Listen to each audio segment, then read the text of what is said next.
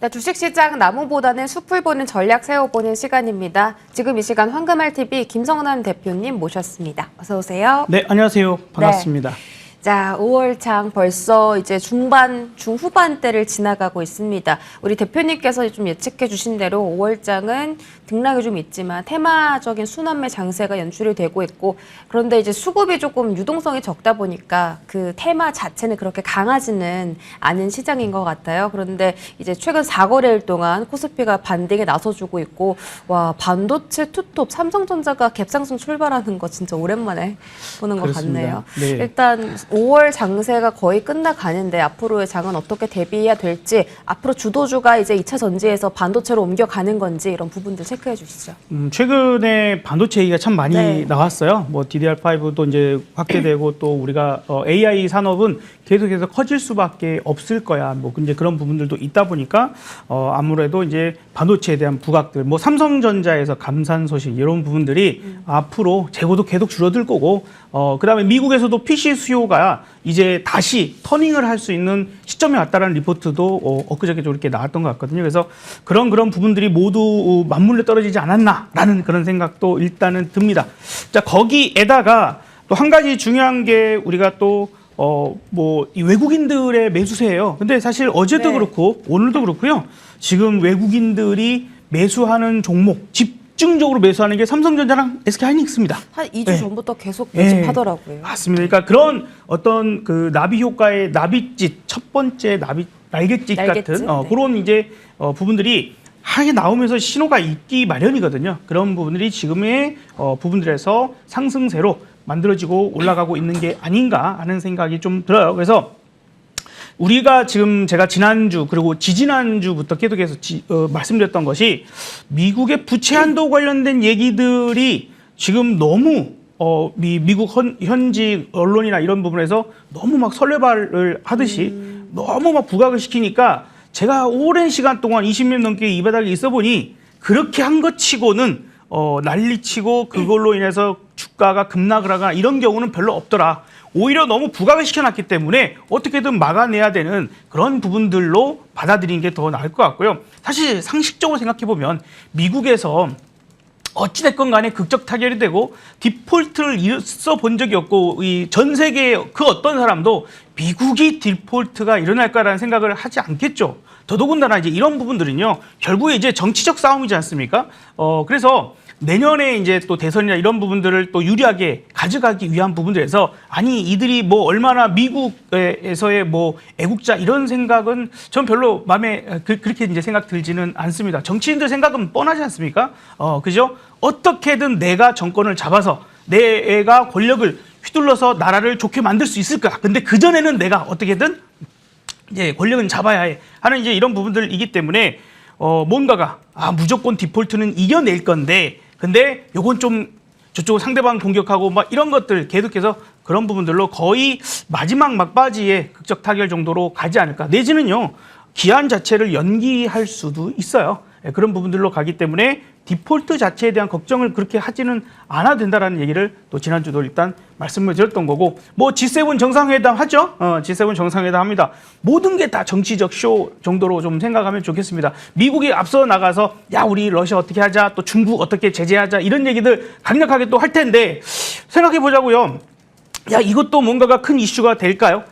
지금 이제 중국 리오프닝 관련된 종목들이 뭐 조금 움직이다가 말다가 막 그런 부분들도 왔다 갔다 하고 있는데 요게 또 얼마나 증시 영향을 크게 가져갈까 생각을 해보면 그것도 별로 영향 없을 것 같아요. 왜냐하면 독일도 프랑스 아주 대놓고 중국에 그죠? 뭐 친구인 것처럼 왔다 갔다 하고 서로한테 막 어떻게든 잘 보이려고 서로가 노력을 하지 않습니까? 아니 오히려 유럽 국가들이 중국에도 잘 보이려고 노력하는 것 같은 그런 부분이에요. 그래서 미국의 바이든이 아무리 이렇게 주장하고 얘기를 한다 한들 거기에서 뭔가가 중국을 아주 압박하는 그런 부분들은 나오지 않을 것 같다는 또 생각도 듭니다. 네. 되려 그 다음이 문제일 거예요.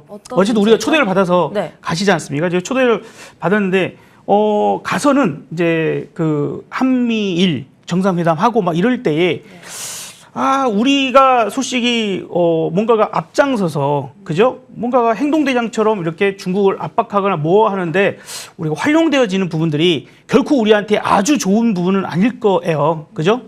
중국이 좀 그러지 않습니까? 네.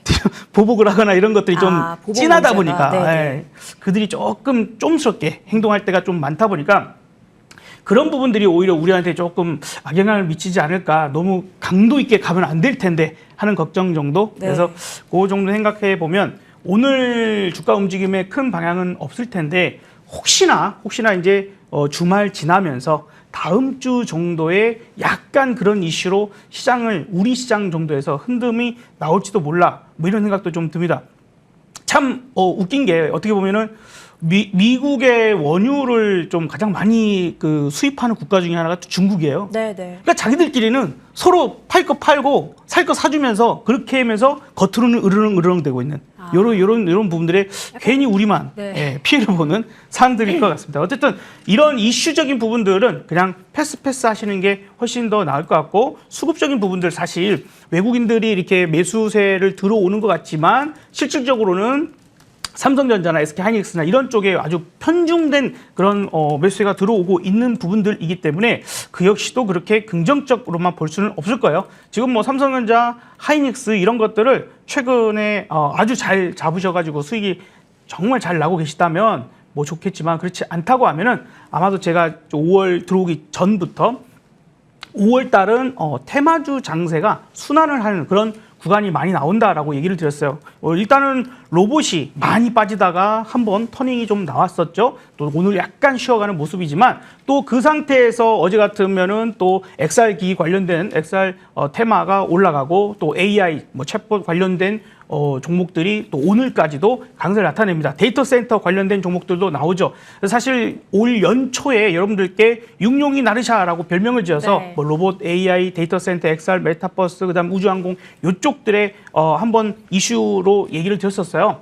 그리고 나서 5월 달에 와서 다시 한번 이것들이 바닥 터닝의 포인트를 만들지 않을까 생각이 돼서 지금 아마 5월 말 혹은 6월 중순 정도까지는 이쪽 테마를 계속 보는 것도 한 가지의 좋은 전략이 될 거다. 어차피 삼성전자, 하이닉스 계속 쫓아가실 거 아니라면 이쪽을 보고 길을 기다리는 것도 괜찮을 것 같습니다. 5월 말부터 6월 초까지는 육룡이 나르샤 테마를 집중해서 보는 게 좋겠다라고 하셨어요. 오늘 관심 업종으로 들고 오신 업종도 그쪽에 포함되어 있을까요? 네, 그러니까 이렇게 얘기를 드리겠죠. 네, 어떤 쪽일까요? 자, 오늘은 그 전에 이제 뭐 뉴로메카를 비롯해서 로봇 말씀드렸고 그 다음에 지난주에는 AI 관련 종목 이번 말씀드렸죠. 주에 좋았어요. 오늘 상당히 좋았습니다. 전략이 딱 맞아 떨어져서 상당히 좋았는데 자, 오늘은 데이터 센터 관련된 종목을 말씀을 좀 드리고 싶고요. 종목은 모아데이터라는 종목입니다. 그래서 순서적으로 좀 보면은 보통 그 흐름이 따라가는 경우들이 있어요. 예를 들어서 자동차 업종 같은 경우에도 완성차, 그러니까 현대차나 기아 같은 종목들이 쭉 올라가다가 그 다음에 대형 부품주, 그 다음에 이제 중소형 부품주, 그리고 나서 글로비스 이런 순서대로 올라가는 기간을 두고요. 올라가듯이 이쪽도 보면은 AI 관련된 종목들이 쭉 올라가거나 관련된 그런 IT 쪽 쭉 올라가게 되면 그 다음 순서로 올라가는 게 거의 동시에 올라가거나 한 발 늦게 올라가는 게 데이터 센터 쪽의 순서를 가지고 올라가는 경우가 있습니다. 그래서 오늘 모아 데이터를 좀 말씀을 드려볼 건데 모아 데이터는 우리나라 최초 그 인공지능에 기반해서요. 이상현상을 탐지해내는 솔루션을 최초로 개발한 기업입니다. 우리가 뭐 잘 기억하시겠지만 이제 그 데이터 센터 화재 사건으로 인해서 우리가 카카오가 한번 멈춰버리다 보니까 전 국민적으로 불편을 겪고 그죠? 심각함이 있다라는 것을 알게 됐잖아요. 그래서 거기에 대한 대비들을 해야 된다라는 것들이 상당히 중요한 포인트로 올라오다 보니까 지금부터 이 종목군들 특히 AI가 많이 부각될 때는 보안도 중요할 테지만 이런 부분들도 상당히 중요하겠구나라고 좀 생각이 들어요. 그래서 어차피 시대적 흐름이지 않겠습니까? 데이터 센터가 계속해서 확장되고 늘어나고 할 수밖에 없는 것들. 더더군다나 모아 데이터 같은 경우는 공공기관이나 이커머스사, 증권사, 통신사 이런 안정적인 고객들을 확보하고 있고 또 확대가 되고 있는 상황이니까 점차적으로도 좋은 부분들 갖고 갈 수 있지 않을까 생각됩니다. 자, 그러면 이제 전략을 좀 세워봐야 되는데 제가 방송국으로 오는 동안에 조금 한번 움직임이 좀 한번 급등세가 나와봤습니다. 다행히 지금 조금 눌러져요. 지난주에 제가 솔트룩스를 말씀드릴 때도 지금보다는 분명히 한번 눌러줄 겁니다. 다음 주 저는 이제 일주일 전략을 짜야 되니까 한번 눌러줄 겁니다. 눌러줄 때 분할 매수를 하자라는 부분들로 오늘 이 종목도 그렇게 말씀을 좀 드려보고 싶어요. 그래서 지금 당장 이슈로 팍 튀어 이런 부분들보다는 조금 눌러줄 때 보면 좋겠고요. 가격적인 전략을 제가 맨 처음에 요거를 확인했을 때 가격이 이렇게 올라가지 않았을 때였거든요. 그래서 그때는 이제 3,250원 정도까지 눌림목을 준다면 한번 눌러보면 좋겠다라고 했는데 요건 약간 좀 수정해서 네. 가격대를 살짝 좀 올려봐야 될 것 같습니다. 그래서 여러분 기억하실 때는요. 20일 이동 평균선, 그죠? 올라갔다가 내려올 때 20일 이동 평균선 정도까지 분할적인 매수 포인트로 보자. 이렇게 좀 말씀을 드려봐요. 뭐 오늘 같으면은 한 3,450원 정도 되겠네요. 그래서 3,450원 정도까지 조금 눌러줄 때에 우리가 접근 포인트를 보도록 하고 오늘처럼 대량 거래를 터뜨리면서 이렇게 강한 힘을 발휘한다라고 하면 중간에 올라가면서 여기 연두색 선이 있죠? 요게 이제 60일 이동평균선인데 이런 자리에서 한번 걸릴 거예요. 지난번에도 4월 달에도 한번 그 자리에서 걸리고 해서 그 아래로 이제 또 다시 한번 하락이 나왔으니까 그 부분만 뚫리게 된다라면 4,500원 정도까지 네. 목표가 잡아보고요. 손절가는 2,950원 잡아드리도록 하겠습니다. 네, 오늘 업종 데이터 센터였고요. 종목은 모아 데이터입니다. 눌림 분할 매수를 권하셨고 오늘 구간은 3,450원으로 매수가를 좀 정정해 드릴게요. 목표가는 4,500원, 가격 전략 챙겨 드리겠습니다. 자, 계속해서 AS 좀 받아볼게요. 뉴로메카하고 솔트룩스였거든요. 이번 주에 로봇하고 AI 둘 다 움직였습니다. 뉴로메카도 모아 데이터랑 똑같이 지금 고개 들면서 추세 전환 시도 나오는 구간인데요.